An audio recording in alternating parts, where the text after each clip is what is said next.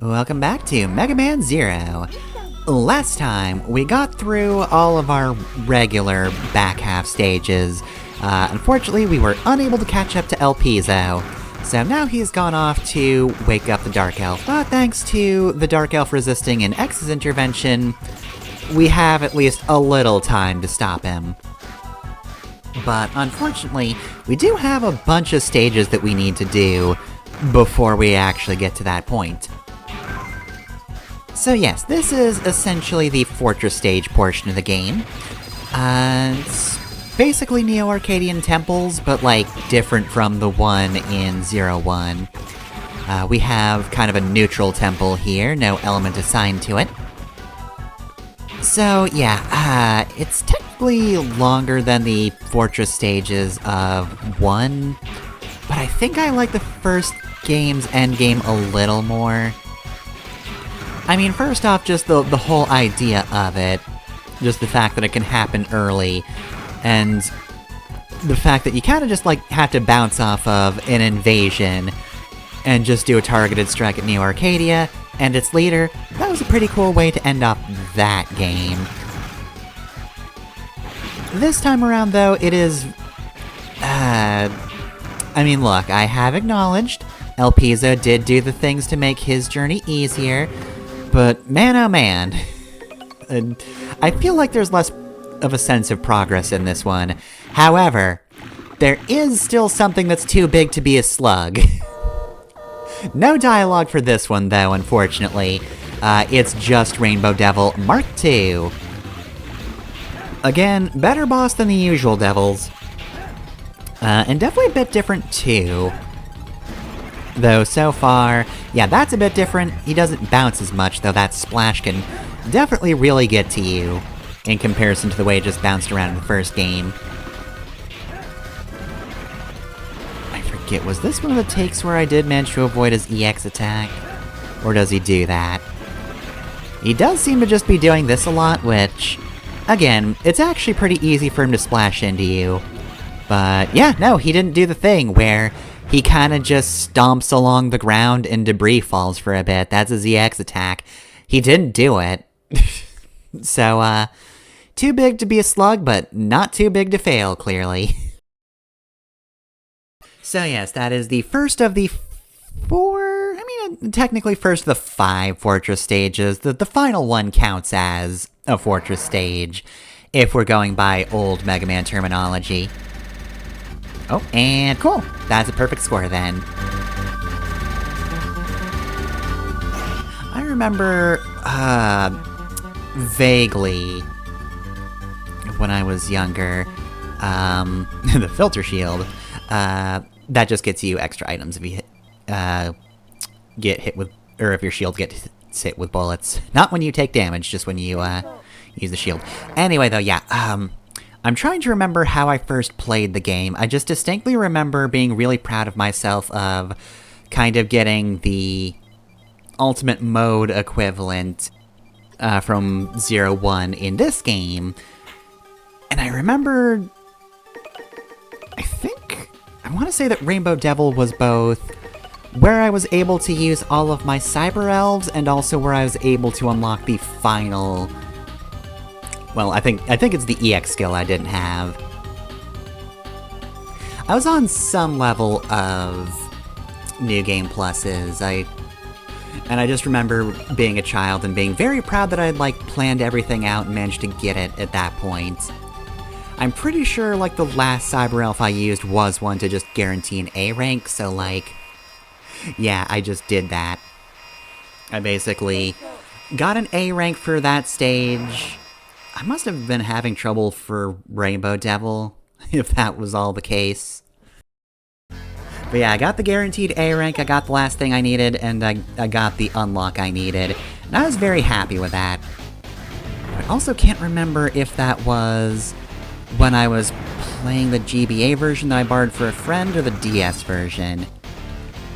If it was the DS version, then that file was, you know, mine. I could technically keep that one if I just had a functioning DS. But yeah, I just have a vague memory of being real proud with my strategizing for that stage in particular, even though it probably wasn't that impressive.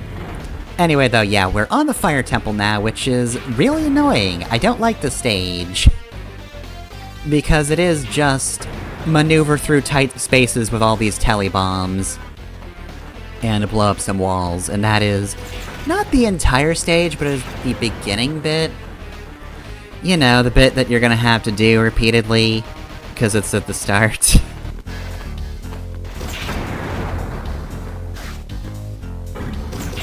I think we're done with it by this point, but yeah, Fire Stage, not my favorite. The rest of it's fine, but I don't like that beginning bit.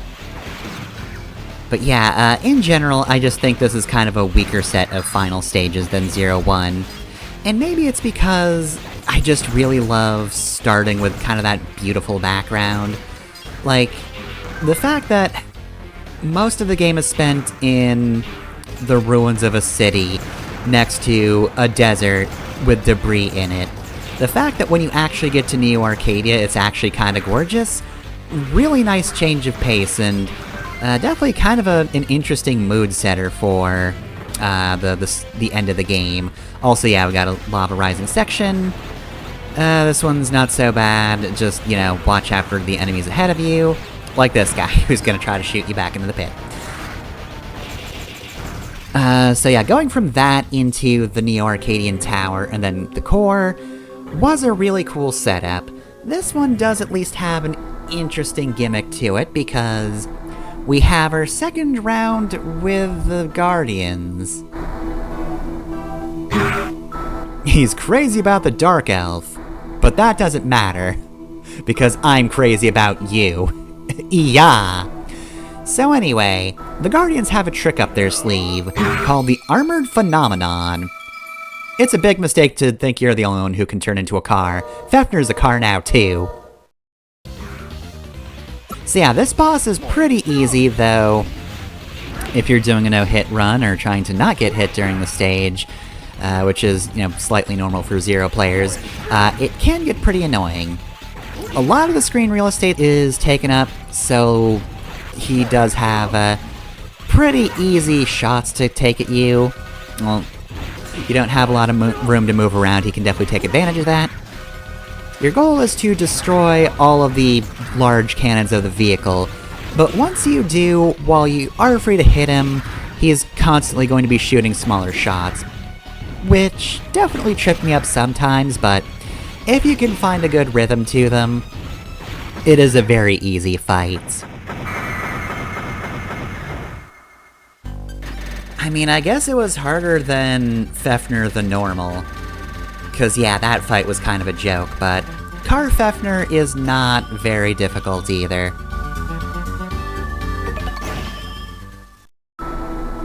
Whoa! What's the problem?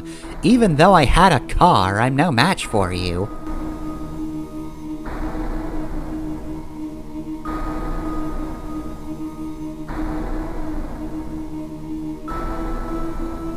Well, there he goes. Alright, so that's half of the temples done.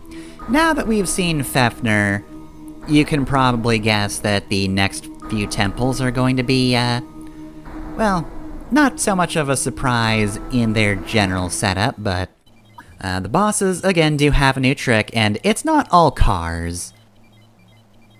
It's not just that they all have cars, but they've got something that makes the Guardian fight a little bit different and not just a straight refight. So yeah, that is kind of interesting, I'll give them that.